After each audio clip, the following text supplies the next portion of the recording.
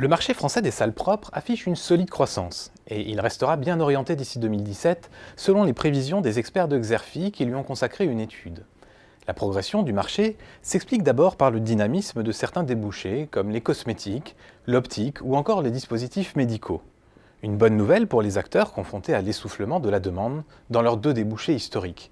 Je veux parler des industries pharmaceutiques et électroniques qui ont largement délocalisé leur production dans les pays à bas coût. Ensuite, les professionnels de l'ultra-propreté pourront compter sur la modernisation des salles propres. Les entreprises clientes sont en effet encouragées à renouveler leur appareil.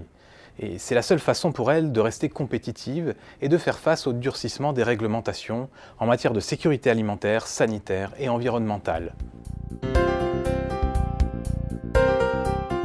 Des opérateurs au profil varié se disputent aujourd'hui ce marché, alors même que celui-ci est longtemps resté dans les mains d'une poignée de spécialistes.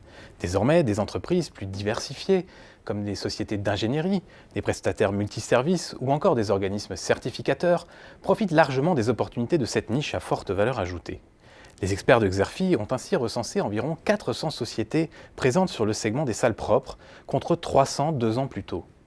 Notre analyse du jeu concurrentiel révèle que les fournisseurs d'enceintes pour les salles blanches, mais aussi d'équipements et de consommables, trustent environ la moitié du tissu d'entreprises du secteur. Arrivent loin derrière, en seconde position, les concepteurs et prestataires de services et les ensembliers.